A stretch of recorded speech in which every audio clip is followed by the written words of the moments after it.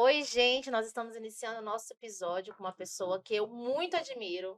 Eu vou começar a dar uns spoilers, que eu acho que vocês vão sentir quem é, antes de aparecer quem que é aqui com a gente. É uma pessoa que eu admiro, que tem uma carreira essencial para a advocacia de Rondônia.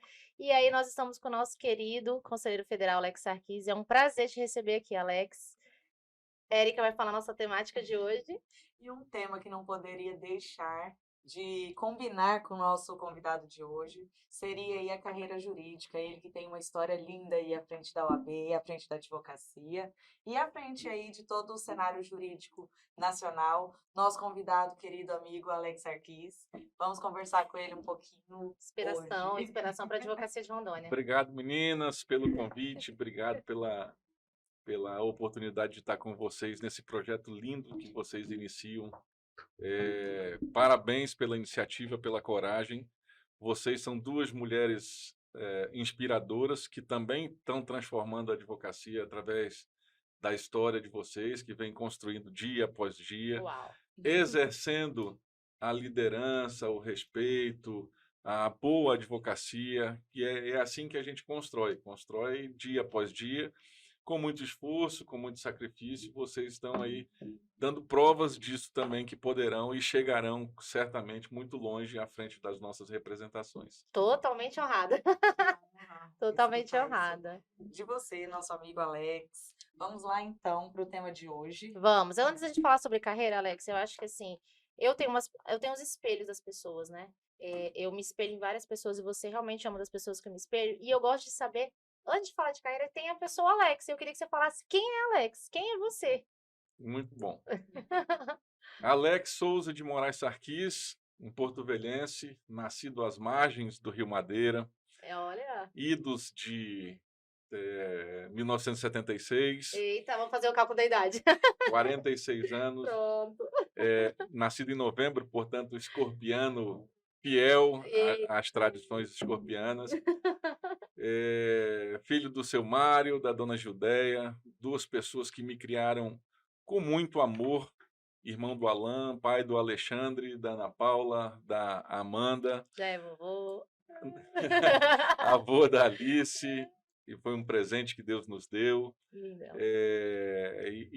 Acima de tudo, forjado com os valores que meus pais construíram a minha personalidade, com muita gratidão pela oportunidade, por todo o sacrifício que eles fizeram para me tornar o homem que hoje eu sou, com o caráter que hoje eu tenho, capaz de inspirar algumas pessoas e, acima de tudo, de arrastar os meus, principalmente meus filhos e aquelas pessoas que convivem comigo, para o bem. Eu acho que essa é a grande missão que a gente tem na vida. Então, sempre fui, desde a infância, uma pessoa muito ligada no 220 ali, como um bom escorpiano, extremamente competitivo, não necessariamente com as outras pessoas, mas muitas vezes estabelecendo competições pessoais, comigo mesmo, Importante. buscando os meus limites.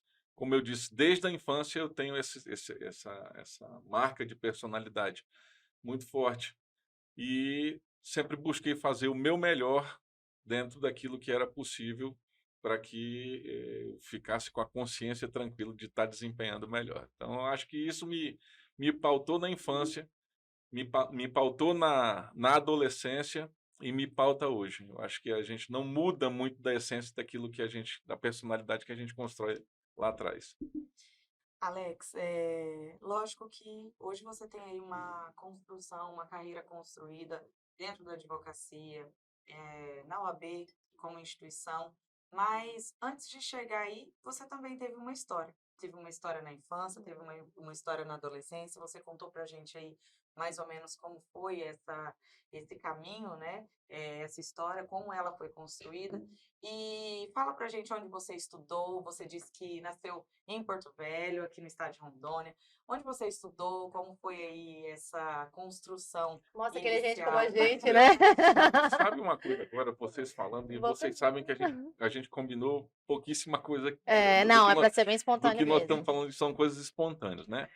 Você falando agora, eu olhei no meu retrovisor aqui e uma coisa ficou muito, muito clara que uma das coisas que me ajudaram a desempenhar liderança, e eu digo isso desde a da infância e adolescência, foi a prática de esportes. E talvez consciente ou inconscientemente, meus pais me ajudaram muito nisso. Sempre foram incentivadores da prática de Certo. esporte, principalmente esporte coletivo. Então, desde muito cedo, eu treinei voleibol, ainda na escolinha do Sesc, que tenho grandes amigos que hoje são grandes profissionais que saíram dessa escolinha. E daí eu joguei voleibol em Rondônia por muito tempo, na seleção de Nossa, que Rondônia. legal, não sabia. Fomos campeões brasileiros, vice-campeão Que brasileiro pela legal. seleção de Rondônia. Eh, Depois eu tive a oportunidade de jogar futebol também aqui profissionalmente. E essas experiências dentro do esporte, fui atleta de judô também. Hum, Essas experiências dentro do esporte me ajudaram com certeza absoluta a forjar também essa garra, essa vontade de vencer, a disciplina de cumprir as minhas tarefas pessoais para que eu pudesse, dentro de um coletivo, alcançar os objetivos que a gente traça. Então, quando você me fez essa reflexão, eu automaticamente associei muito do que nós colhemos hoje com essa personalidade formada dentro do é. esporte. Como eu disse, talvez inconscientemente meus pais tenham dado esse incentivo, ou conscientemente, mas eu faço esse link absurdo com relação a quem eu sou hoje, a liderança que talvez eu exerça hoje, com tudo aquilo que eu vivi coletivamente dentro das escolinhas, aqueles princípios Sim, que a criança, que o adolescente aprende. Então, daí a importância de eu reconhecer também as pessoas que passaram por mim sim. nessa formação, que às vezes são imperceptíveis quando a gente alcança o nosso, entre aspas, sucesso, Uhum. né? Então, esses dias mesmo, a Érica estava na formatura de Direito em Ariquemes, onde eu fiz questão de enaltecer o professor que nos alfabetiza, porque Sim, um dos momentos que mais transformam a nossa vida é quando a gente aprende a ler e escrever, é. Eu não né? esqueço da minha professora Francisca. Então, eu tenho que agradecer também todos os professores de escolinha Importante. de esporte que eu passei, que também me ajudaram a me dar esses Sim, princípios.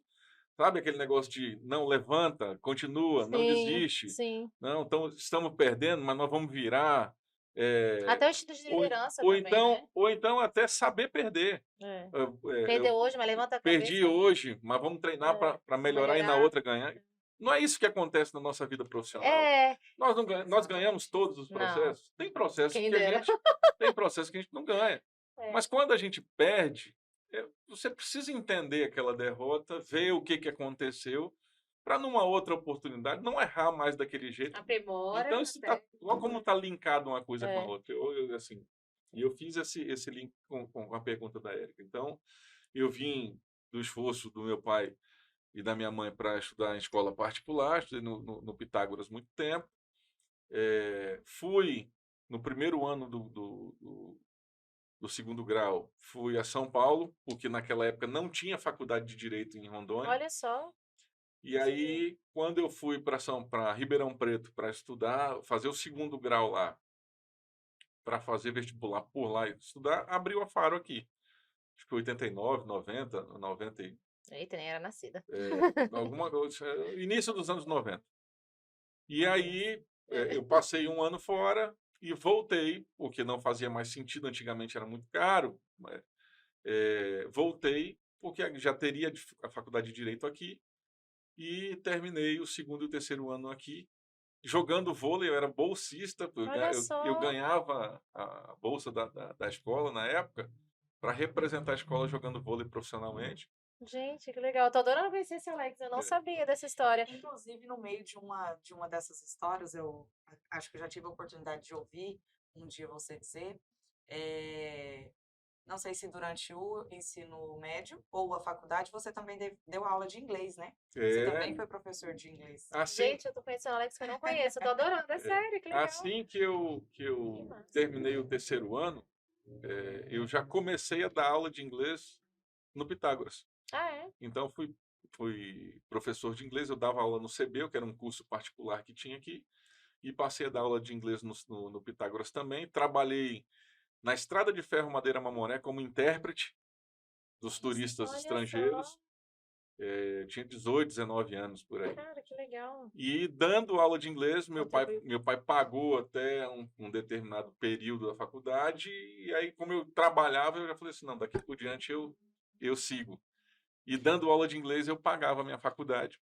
E terminei meu curso de Direito sendo professor de Direito. E ser professor sempre foi uma paixão na minha vida, seja de inglês, ou seja, dando aula de Direito depois, a sala de aula sempre foi uma das maiores paixões que eu tive na minha vida. Gente, eu não sabia disso. E aí, fazendo um link assim, você falou que foi para São Paulo para fazer direito. Você sempre quis advogar? Você sempre teve isso muito definido que a Sempre, é? sempre. Na verdade, o meu pai, ele é do estado do Amazonas e era do Exército, veio através do Exército para Rondônia, Sim. em 1972. Filho de professora, sempre foi obrigado a estudar muito. Eu sei que é isso, mãe. Minha mãe é professora. Olha aí, ó, viu? Todos estão Então, muito aqui. e aí meu pai veio para cá, não tinha o que fazer, ele queria fazer uma faculdade, aqui não tinha faculdade. Não tinha nenhuma faculdade em 72.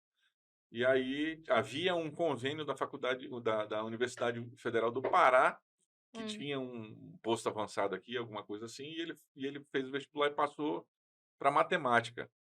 E aí ele fez o curso de matemática. Depois, ele fez vestibular para ciências biológicas, porque ele queria estudar. Ele queria estudar, Ele queria estudar. E, a enquanto oportunidade isso, que tivesse, né? ele era oficial do Exército. E aí depois ele fez contabilidade. E ia abrindo os cursos em Rondônia, e ele ia, só que o sonho dele sempre foi fazer direito. E eu cresci ouvindo meu pai dizer que o sonho dele era fazer direito. E Olha só. eu falei que se ele não conseguisse um dia, eu ia realizar o sonho só, dele que e tomei legal. esse sonho para mim. Então, desde criança, eu nunca pensei em fazer outra coisa a não ser fazer direito e ser advogado. Até que, como eu disse, eu fui para São Paulo estudar para fazer a faculdade de Direito e abri o curso de Direito aqui. Ele finalmente fez o vestibular e ele era aluno da primeira turma da FARO. Gente, que legal. E aí ele cursou o Direito. Ai, eu fico feliz quando alguém realiza um sonho. Ele acabou passou no concurso para a Justiça Federal, foi servidor da Justiça Federal aqui muitos anos. E por motivos pessoais ele interrompeu o curso. Eu voltei, terminei a minha faculdade, terminei os meus estudos e entrei na faculdade, na FARO, realizando o sonho do meu pai que eu tinha tomado para mim. Não era um sonho só dele, eu tomei esse sonho para mim também.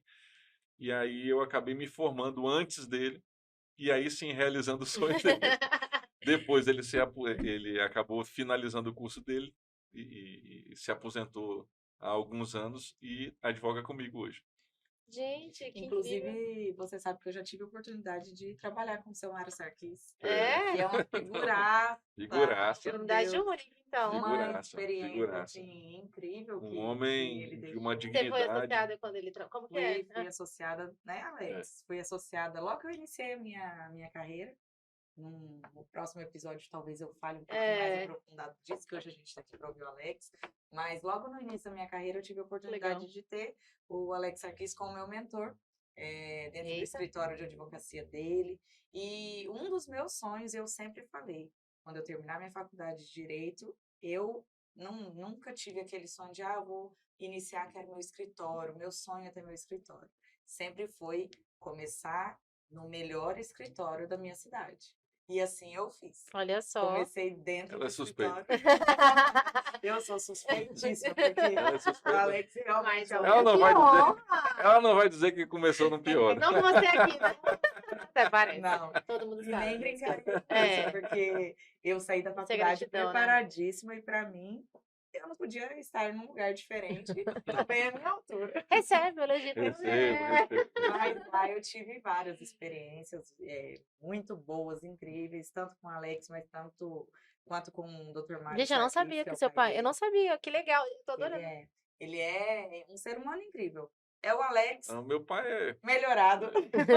um cara sensacional. Que Ele é. interessante. Um cara de um caráter, de um coração, Coração honestidade. Então, eu fui forjado em cima de tudo isso, né?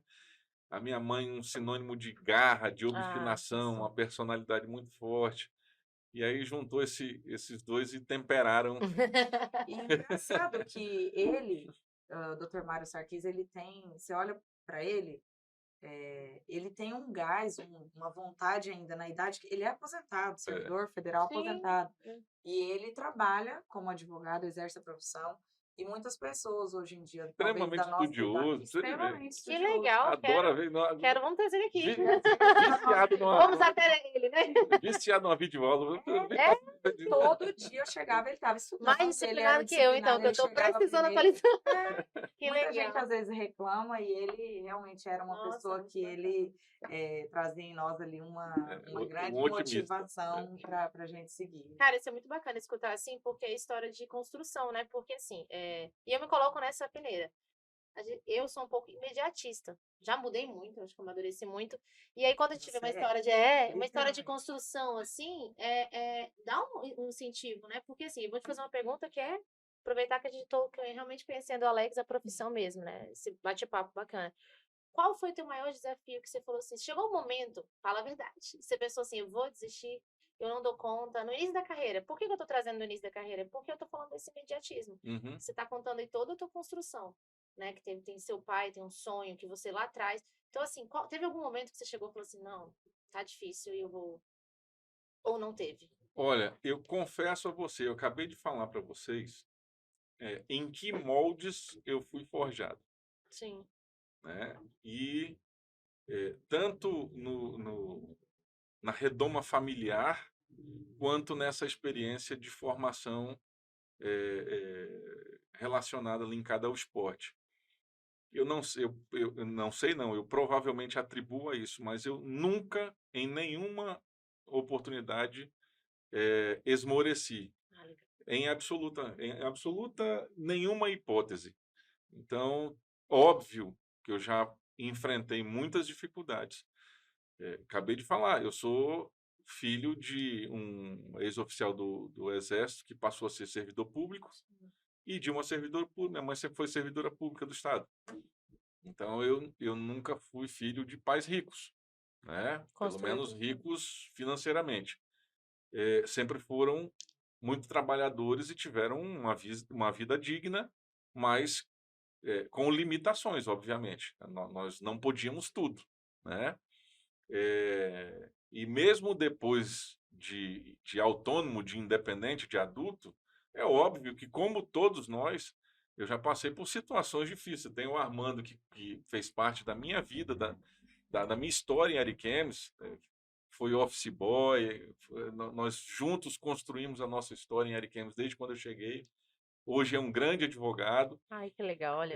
Nós já dividimos marmitex juntos. Ai, que legal. Um podcast só da história Se eu dele. falar, Interessante. dá um episódio só dessa Não, história. mas é bom de vida real, gente. Advocacia real que a gente quer trazer aqui, né, Érica? Então, eu já não tive dinheiro para comer, já comi fiado, já dividimos marmitex, eu e o Armando. Olha só. Já pintei eu e ele mesmo, passando massa corrida na parede para ajeitar o escritório. Na Ai, parede legal. laranjada. Na parede laranjada. Então, assim, foram muitas dificuldades. Mas eu sempre passei e enfrentei essas dificuldades com absoluta certeza e com a tranquilidade de que nós iríamos vencer e que ia dar certo. Por quê? Tem uma fórmula que eu sempre falo dentro do escritório que não tem como dar errado. Não significa que a gente não vai passar dificuldade. Mas Sim. errado não vai dar. Que é... Peraí, anota essa fórmula aí, gente. Falou do sucesso, vai. Que é trabalhar duro, trabalhar firme, trabalhar com seriedade, trabalhar com respeito. É isso. Então, não tem como dar errado. Você trabalhar honestamente, não tem como dar errado. Às vezes, Um processo ou outro pode demorar um pouco mais, às vezes um cliente pode te dar um calote, enfim, você está contando com esses percalços nós passamos na advocacia. Mas dizer que a sua carreira não vai dar certo ou que você não vai alcançar um outro patamar dentro da carreira, se você seguir o trabalho adequadamente, não tem como. A advocacia é sensacional, ela te proporciona oportunidades que nenhuma outra carreira vai te proporcionar. Sem contar que a gente vive na permanente adrenalina, né? Nós nunca sabemos qual é a decisão, quando vem a decisão, e por mais que a gente esteja confiante, a decisão sempre nos causa um alívio, Um desconforto. ou aumenta a angústia, né? Então, nós somos movidos a esses sentimentos.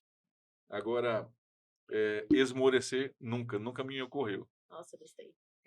Antes de entrar aí num tema e num assunto que eu acho que também é bem prolongado, né, que é a sua história aí frente à OAB, eu queria saber de você, já que a gente está falando aí das dificuldades que a gente enfrenta aí no dia a dia da advocacia, hoje com essa tecnologia nova, esse novo mundo, porque eu particularmente, não sei você, Lari, mas na minha época de estágio e início de advocacia, o processo era físico, era tudo físico, nós tínhamos ali aquele movimento dentro do fórum que a gente encontrava com os amigos, e hoje não.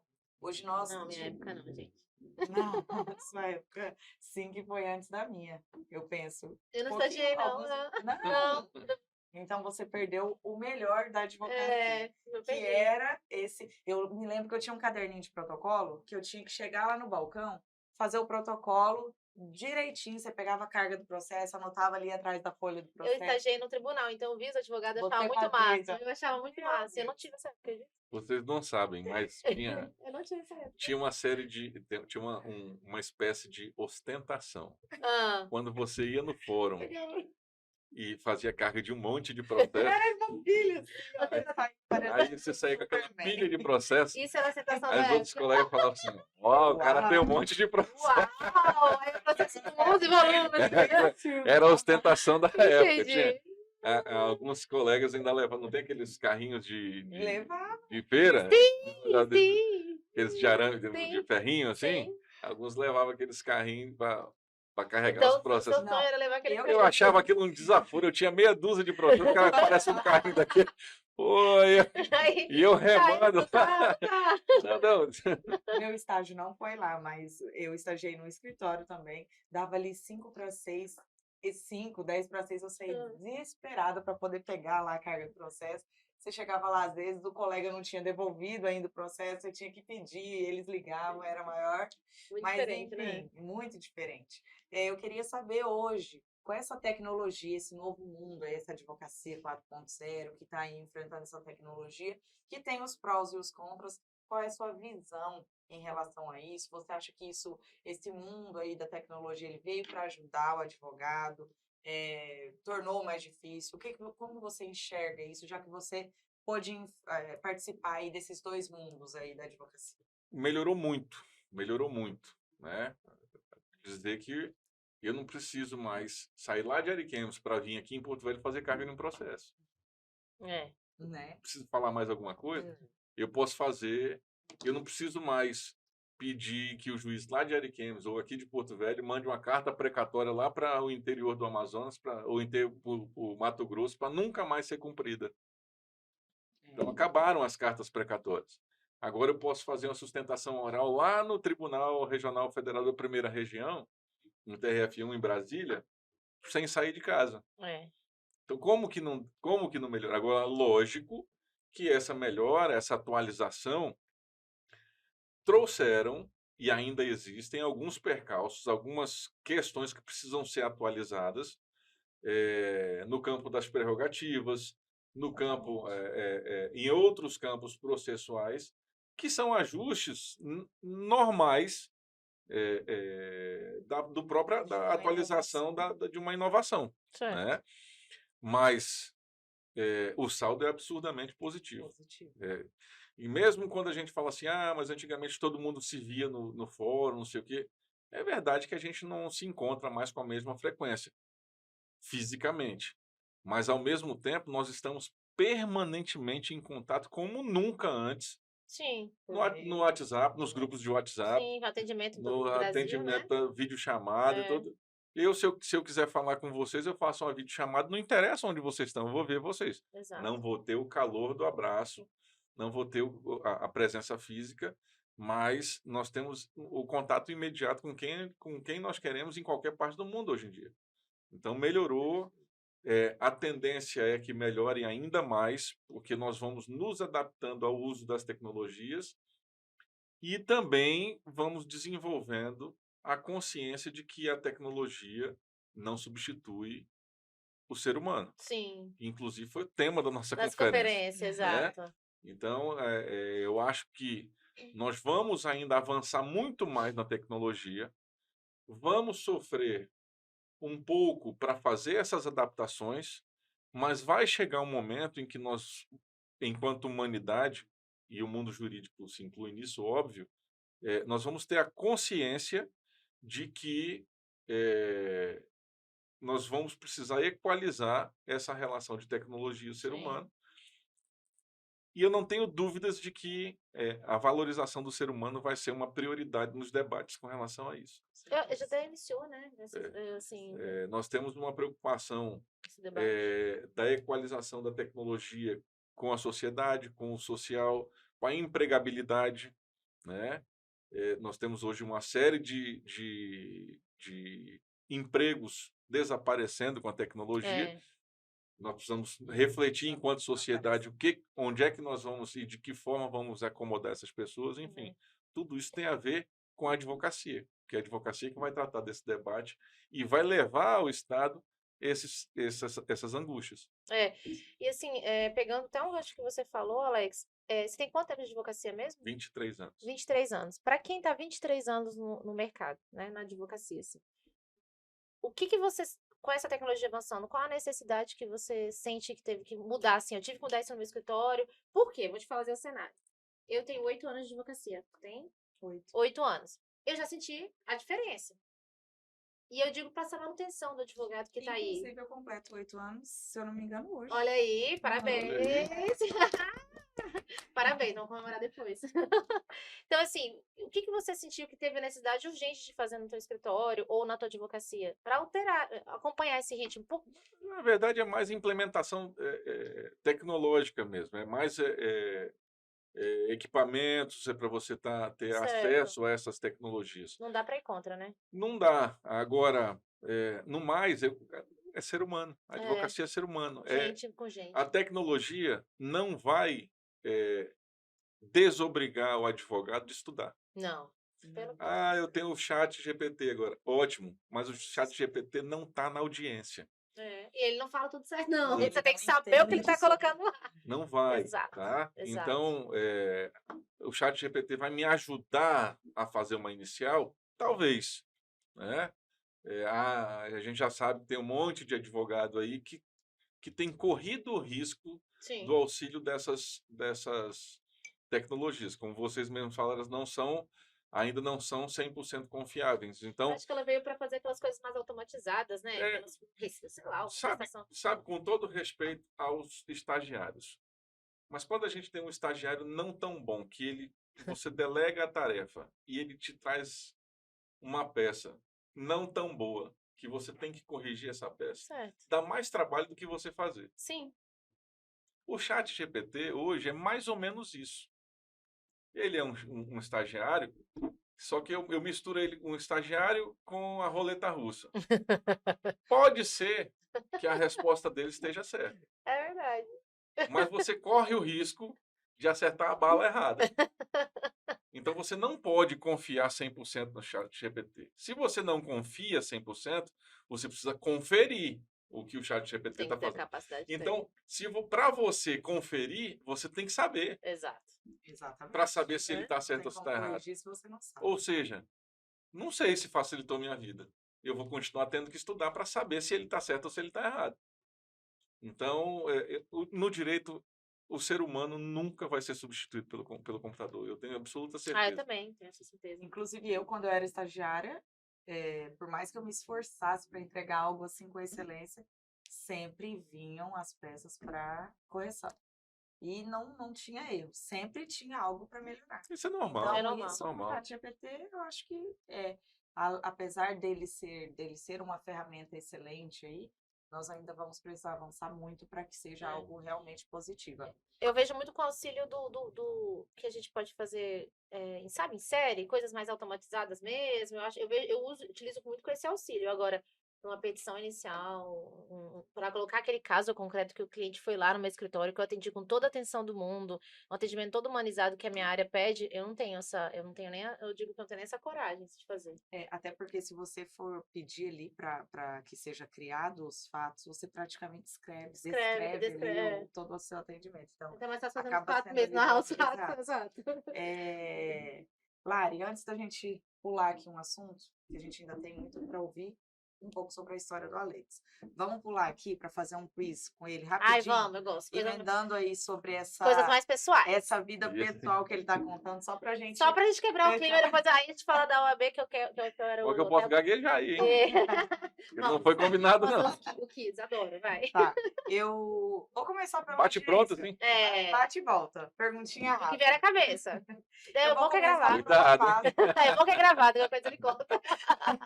Eu vou começar com uma rápida, que é o assunto que a gente estava falando. Sobre audiência, presencial ou remoto? Presencial. Não Presencial. deixo nem terminar. Eita, não deu nem Pronto. nem que ler, Presencial. vai. É para ele acostumar com pergunta rápida. Gostei, próximo. Sobre alimentação, uma comida favorita sua? Churrasco. Aí, Churrasco, perfeito. Olha só. Calor ou frio? calor. Calor. Um estilo musical que você gosta? Ah, Rock and roll na veia. Não tem. Inclusive, você é baterista, É, né? Você pula quando tem uma musiquinha, ele já tá assim, ó. Brinco de bateria. Você vai que É. os bateristas de verdade ouvir isso. Não vão gostar. Pronto, um esporte favorito. Eu vi que você falou vários, mas o seu favorito. Que vem agora na cabeça. Hoje o futebol. Ótimo. Ah, legal. Pronto, depois a Eu gente faz tenho mais uma só, Vai. mas não é tão assim, não. Mas assim, um sonho, eu falo. Essa pergunta eu faço pra muita gente, mas é porque eu gosto de saber do sonho das pessoas. Palpável mesmo, que você não realizou, mas você tem certeza que vai realizar. Pode ser uma viagem assim, uma coisa. O meu sonho não é nada material. Certo. O meu sonho é ver os meus filhos felizes. Ah, Esse é o meu então, maior sonho. Então, Lindo. Muito bom. Então, você tem certeza que você vai realizar. Já está. Já está realizando. né? Estou realizando. Já está realizando. Graças a Deus. Amém. Claro, e você tem mais alguma pergunta rápida para fazer para ele? Não. Antes que a gente pule aí Eu para não uma tenho. fase da vida dele. Por que- enquanto, não. Daqui a Não. pouco eu coloco uma assim, só pra assustar ele. Alex, então nós sabemos aí que você tem uma carreira de 23 anos na advocacia, como você acabou de falar aqui pra gente. Já sabemos também que você enfrentou diversas dificuldades aí ao longo desses anos de trajetória. E em relação ao OAB, quando é que surgiu, quando é que veio na sua cabeça, que entrou aí na sua vida esse mundo de OAB? Isso é uma pergunta, eu acho que, apesar de eu já te conhecer, nós já conversamos um pouco sobre esse trabalho institucional, mas eu nunca tinha te feito essa pergunta E eu ainda. não sei também Sobre como o surgiu. início ali, quando é que surgiu, se caiu do nada, de repente, Ah, tô passando aqui, sua entrei, ou, sua né? vida profissional, como que isso aconteceu? Quando, modéstia à parte, eu sempre fui bom aluno na faculdade. Eu não era um aluno exemplar, eu não era daquele cara que sentava na primeira carteira e copiava tudo, muito pelo Você contrário. sentava no fundão. Eu era do fundão, mas eu sempre tive muita facilidade de aprender e eu estudava, porque eu sempre quis fazer direito, então eu estudava aquilo que eu gostava. Certo. Então, essa minha facilidade de aprender me deu uma certa liderança também, porque era um bom aluno. Professor, Tem né? um fato, para vocês verem como tudo é construído dia por dia. Eu lembrei aqui agora que na minha época, na Faro, eram 3 turmas. Era D18, D19 e D20. Eu era D20, que a D18 e a 19 era à noite, e eu estudava à tarde na D20. Né? E a formatura, essas 3 turmas eram contemporâneas. Né? Então, todo mundo começou junto no primeiro, segundo, terceiro período, enfim, até o final.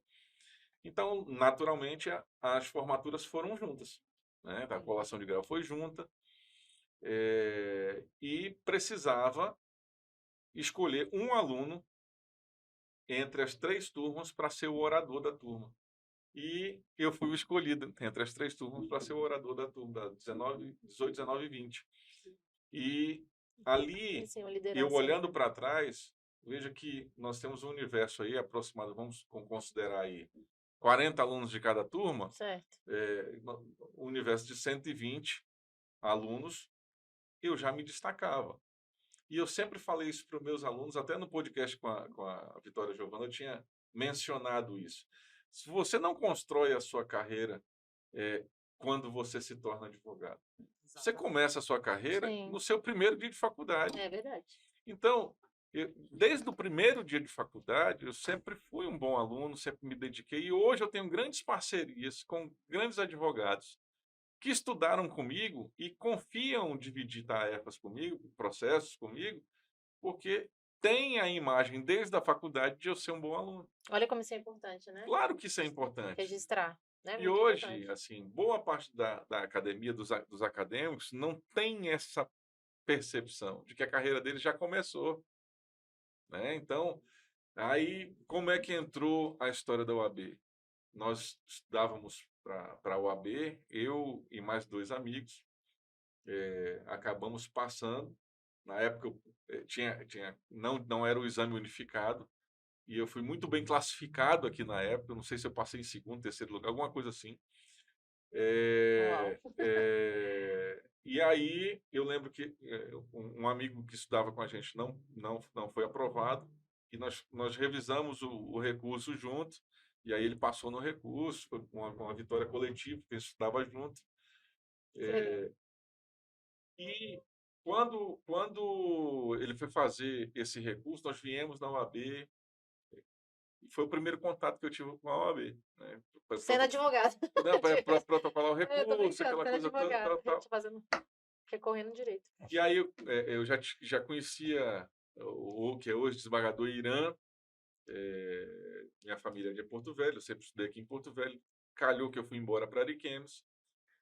Em 2001, eu formei em 2000, peguei o AB em 2000, em 1º de outubro de 2000. Não, 6 de outubro de 2000. Nossa, lembra da... Foi o dia do meu credenciamento. E aí, Quase perto. no início de 2021, eu procurei a OAB em Ariquemes para me colocar à disposição para ajudar em qualquer coisa que fosse. Olha só. Lá em Ariquemes tinha uma coisa que me incomodava muito, em que pese eu, obviamente, reconheça o esforço dos demais líderes que Sim. passaram por lá, mas naquele momento a sede da subseção estava caindo aos pedaços. Estava assim, deprimente, jogada aos ratos, assim. E aquilo, como eu era um advogado que acabava de ingressar na carreira, eu falei assim, mas não pode, a sede da OAB não pode ser desse jeito, porque isso deprecia a classe.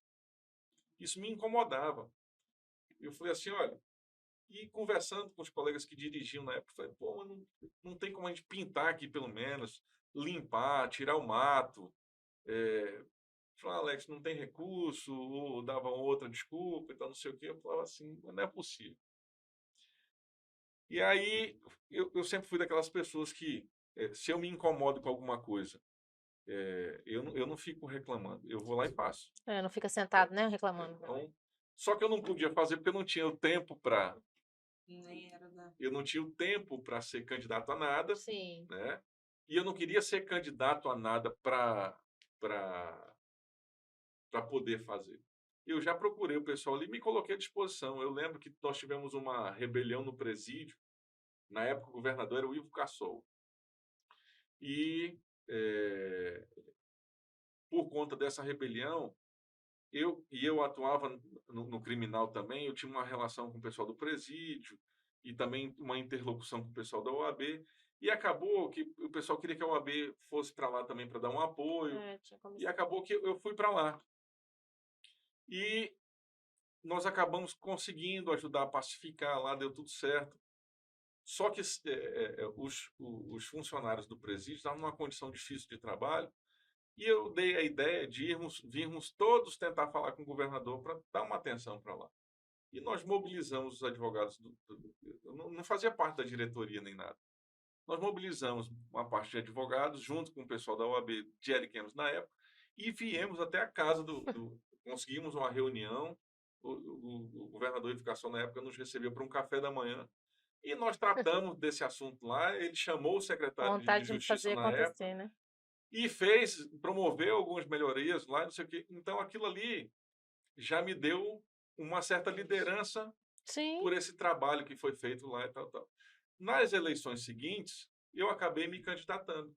Aí já tinha o período certinho e tudo Já certo. tinha o período. Aí eu acabei me candidatando, perdi a eleição. Quantos anos você tinha? Na sua... Importante.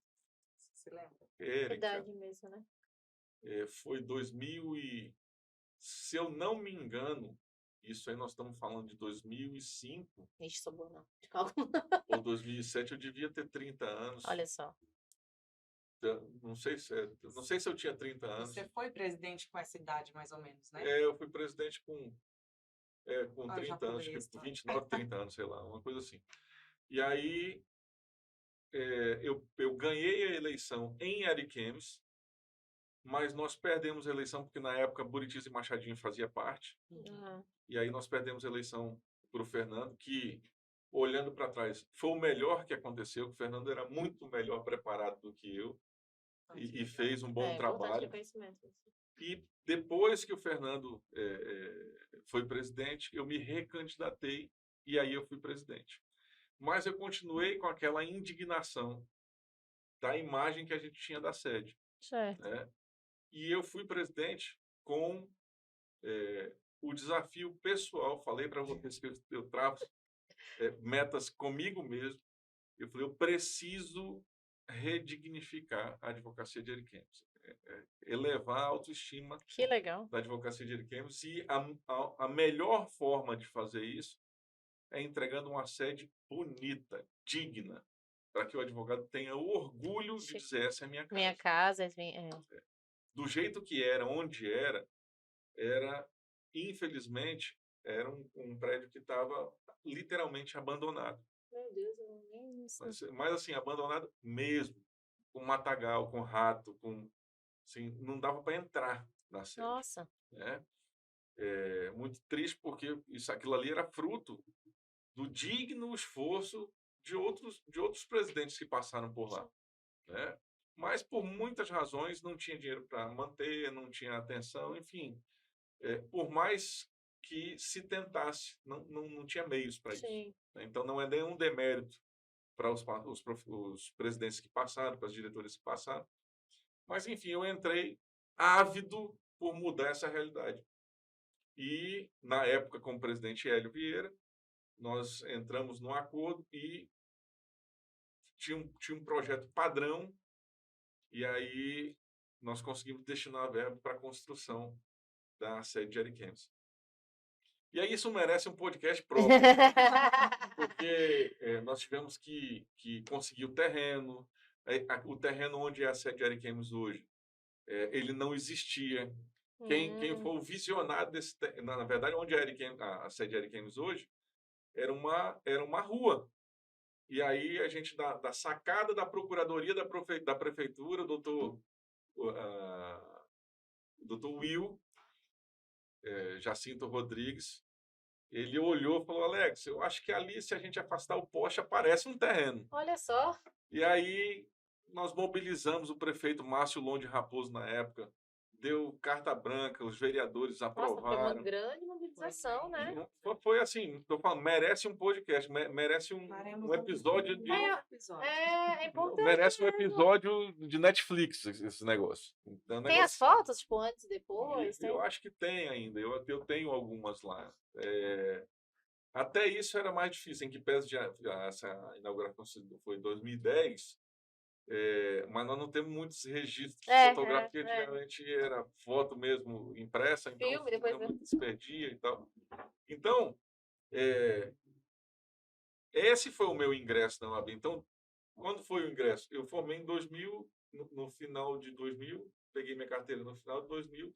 No início de 2001, comecei a trabalhar para a OAB. E eu consegui entender como foi seu ingresso, foi querer mudar mesmo. Indignação, assim, eu quero fazer parte, eu quero mudar, Quero ajudar a quero mudar. ajudar a Quero mudar. ajudar a mudar. Isso é importante, porque você costuma falar que a OAB não é um prédio. Somos nós, a gente fazendo parte, Exatamente, construindo junto para a melhoria da advocacia. Exatamente. E para sua carreira, assim, estar, assim, essa construção dentro da OAB, o que você refletiu de alguma forma?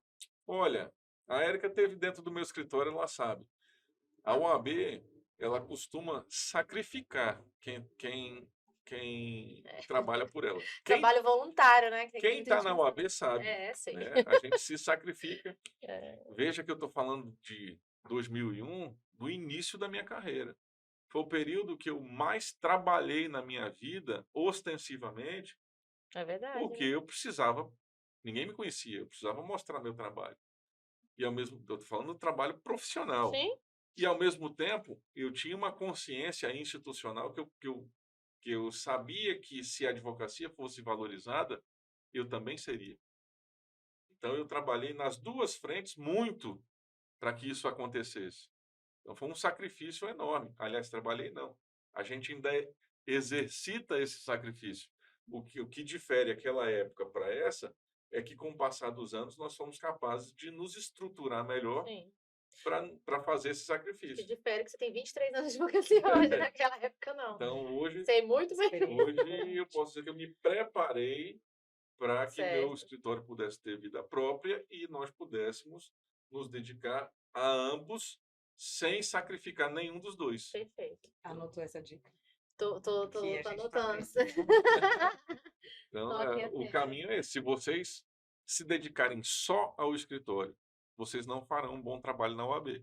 E se dedicarem só à OAB, vocês vão morrer de fome. É, Então, não funciona. tem que Vocês cair no precisam horário.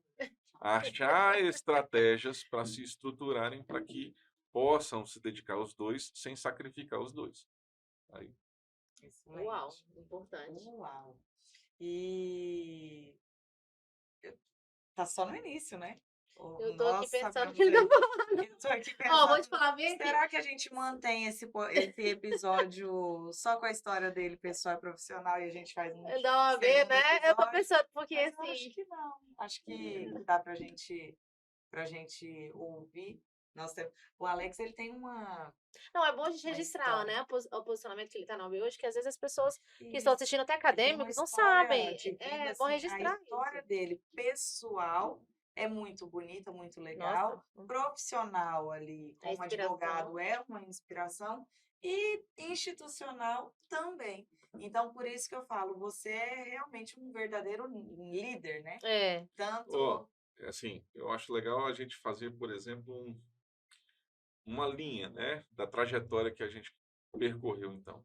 Eu posso dizer que em 2001 eu passei a trabalhar nas comissões da OAB. Olha, isso é legal. Em eu posso estar sendo traído pela memória aqui, mas eu acho que 2009 a 2011, 2007 a 2009 foi a eleição que eu perdi. 2009 a 2011, aí, né, 2007 a 2009 foi a eleição que eu perdi. Aí 2010 a 2012 foi quando eu fui presidente. A primeira vez que nós Esse foram entregamos. duas vezes, né? Que nós reeleito. Quando eu fui presidente a primeira vez, nós fizemos esse mandato tão transformador em Ariquemes que eu acabei credenciado a disputar as eleições pela chapa da situação na época, pela chapa do doutor Ivan e da doutora Zênia, que era a vice, como conselheiro federal.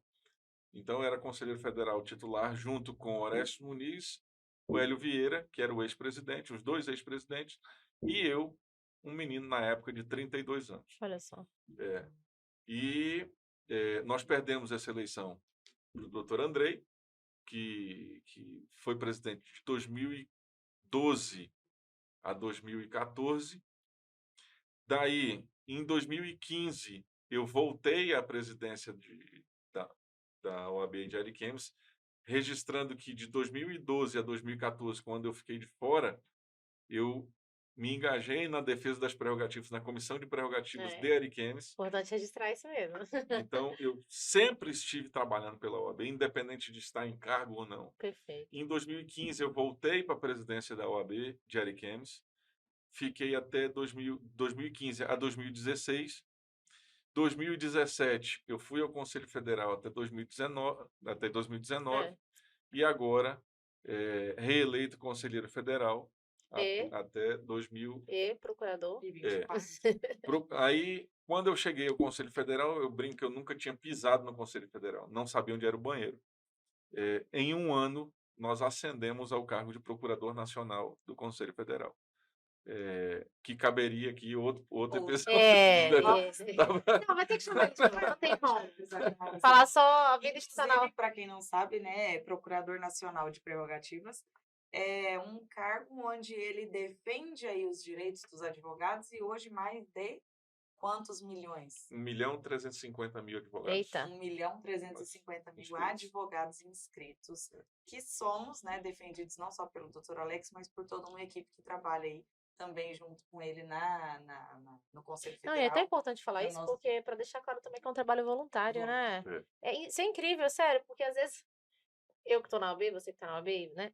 Já me perguntaram quanto que recebe. Eu falei, oh meu Deus, recebo a satisfação de estar somando para Quem advocacia. sabe um dia. E durante essa trajetória toda, É eu importante sempre me isso. dediquei a conscientizar os colegas da importância da defesa das nossas prerrogativas. Perfeito. Não existe advogado nenhum que é respeitado e que não seja capaz de praticar autodefesa de suas prerrogativas. Gravem isso. Repete. Não existe advocacia, advogado ou banca que seja respeitada, que não seja capaz de praticar autodefesa de suas prerrogativas. É isso aí. Não significa que, praticando a autodefesa, ele vai resolver sozinho. Mas ele praticou. Ele soube o que fazer, como fazer e quando Quando ela fazer. foi violada. Quando ela foi exato, violada. Exato. Porque até isso ajuda a instituição OAB a atuar conjuntamente. Veja, a palavra é essa. A OAB atua conjuntamente com o próprio advogado na defesa das prerrogativas. Perfeito. Porque o advogado ele é responsável. Então não adianta o cara ser não adianta o cara ser especialista em júri, não adianta ser PhD em previdenciário, Isso é. não adianta ser se ele não for PhD em prerrogativas, porque ele pode ter o máximo de conhecimento técnico da sua área, mas são as prerrogativas respeitadas que fazem ele exercer plenamente o seu conhecimento. Isso Então é não adianta, valorizado. eu sei muito, mas eu Aí chega ali no INSS, pede eu uma ti- procuração com. Ai, tá bom, cruzei meu braço. eu sou PhD em direito previdenciário, Aí eu chego no INSS, o cara exige uma procuração procuração, não sei o quê, autenticada. e eu não sei o que fazer, não sei como reagir, não sei. Exato. O que adiantou eu ser PhD? Não adiantou, porque Então, a o direito do meu advocacia, cliente parou ali. eu sou PhD em direito criminal, eu chego na delegacia, o delegado não me atende. Eu chego na delegacia, e eu volto a falar, não estou dizendo que eu vou resolver sozinho sempre, Mas vai saber. mas eu, como conhecedor das minhas prerrogativas, eu vou saber exatamente o que eu tenho que fazer, inclusive para quando eu acionar a instituição, eu esteja respaldado para poder exigi-las. Então, um tema que nós somos muito dedicados a conscientizar o advogado é que ele precisa estudar prerrogativas. Pronto. Inclusive, vamos trazer esse tema para falar especificamente sobre esse assunto. É verdade. Netflix, vamos fazer Netflix. Vamos fazer Netflix. Episódio, Alex, eu tô achando que você vai ter que entrar aqui em parceria no nosso podcast. Hoje nós temos aí, nosso tempo já está aí. Tá, voando, infelizmente. Mas quanta coisa legal. Quando a gente fala quanta assim, dica. quem a gente chama, o nome que veio na nossa cabeça, óbvio, foi o seu nome também, Alex. E não só pela sua liderança, mas pela história de vida, que a gente sabia que daria aqui um filme. Netflix. Vários episódios aí para a gente fazer. E hoje um dos episódios nós vamos iniciar aí, vai ser sobre carreira jurídica. Então, esse foi o tema nosso principal. Mas, antes de encerrar, você tinha uma perguntinha para fazer para ele. Eu quero, eu quero te fazer uma pergunta. Para falar a verdade, eu queria que você deixasse mesmo, são duas coisas. Uma primeira pergunta, depois que você deixasse um conselho mesmo para os acadêmicos, para a advocacia que está iniciando, porque assim, é aquilo que eu falei, eu me espelho muito nas pessoas. eu quero ser igual àquela pessoa, ter esse perfil, isso é pessoas positivas, né? E aí você é uma pessoa que eu me espelho, então eu queria que as pessoas tivessem essa oportunidade de ter, a gente tem essa troca, você me dá muito conselho, que você passe para quem está assistindo. Mas antes de você fazer isso, eu queria te fazer uma pergunta, que eu vou fazer para todos os convidados que me fizeram um dia, eu fiquei, meu Deus, que pergunta forte. O que que você gostaria de deixar de legado na tua vida, assim? O que que você fala, agora eu cumpri minha missão, esse é o meu legado. Eu acho que se eu puder ampliar a realização do meu sonho, que é ver os meus filhos felizes, se eu puder ampliar essa missão para as pessoas que eu amo felizes, se eu deixar isso, Certo. eu já vou ficar muito feliz. Agora, óbvio que, na verdade, isso é uma ampliação de sonho. Agora, como legado, é o exemplo de fazer o bem, ser lembrado com a obstinação, com a garra, com a personalidade e, acima de tudo, o destemor de fazer o que é certo, doa quem doer. Doa quem doer. Então, fazer o que é certo, eu acho que é o maior legado que eu procuro deixar para as pessoas que convivem comigo e para os meus filhos, muito especialmente. Eles sabem disso, tanto que a gente tem o diálogo franco, aberto, como irmãos, muitas vezes, as Legal. nossas conversas. Então, eu sempre procuro passar isso, deixar isso para eles. O dia que eles forem lembrar do pai, eu não tenho dúvidas de que eles vão sempre lembrar de um cara que nunca teve medo de fazer o que é certo, independente do que os outros vão pensar. Uau, com maior orgulho também, né? Eles vão lembrar. Excelente resposta. né? Excelente legado. E para os jovens advogados acadêmicos, deixa uma diquinha aí para eles, para quem vai nos ouvir. E qual é o conselho que você dá para quem está começando? Primeiro de tudo, não ter pressa. Eu acho que a ansiedade é um dos principais vilões, ou vilãs, das principais vilãs da própria advocacia. Às vezes, muitos advogados acabam colocando os pés pelas mãos, seja no âmbito institucional, seja no âmbito profissional, e você entender que a advocacia ela é construída um dia atrás do outro, de verdade. Então, se você tem um cliente, faça o melhor por esse cliente, porque o seu trabalho vai reverberar desse cliente. E esse cliente vai trazer outros clientes. Faça o seu melhor por esse cliente. Eu tenho uma máxima, você já trabalhou comigo, que eu procuro ser o advogado que eu gostaria de ter. De novo, outra frase boa de repetir. Repete. Eu acho que é isso. O advogado tem que ser o advogado que ele gostaria de ter. É isso. É só você se colocar no lugar do outro. E se eu tivesse preso? Só tem. Empatia. O que eu gostaria que meu advogado fizesse? Eu queria que ele lutasse por mim. Eu queria que ele fosse, estudasse o meu processo. Eu queria que ele despachasse com o juiz. Que ele fosse até o tribunal. Que ele se preparasse para fazer uma sustentação oral. Eu não queria que ele mentisse para minha família. Eu não queria que ele me desse falsa esperança. É isso. E isso em todas as áreas. Eu dei um exemplo de área na área criminal aqui, mas em todas as áreas.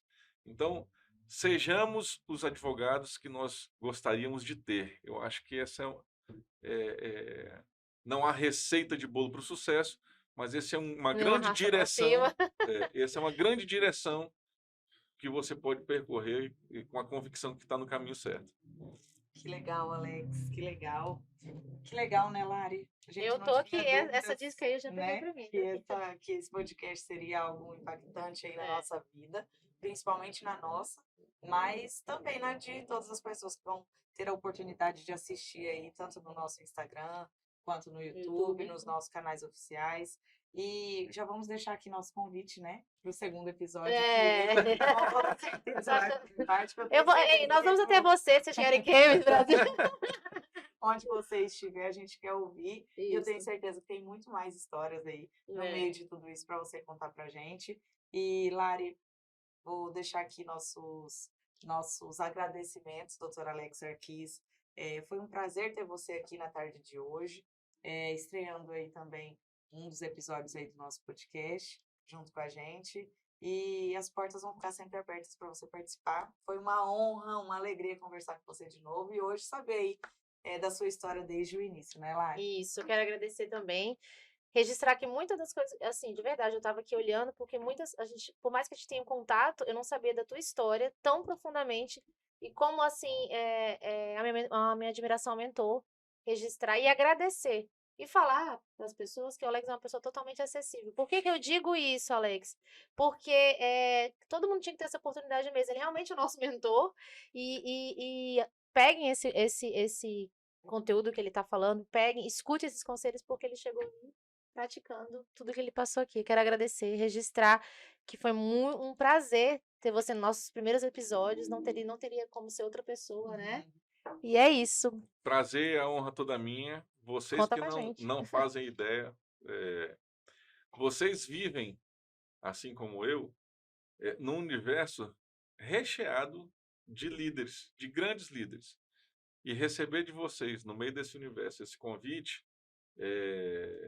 como diz o ministro André Mendonça, não afaga o meu ego, mas me enche de responsabilidade.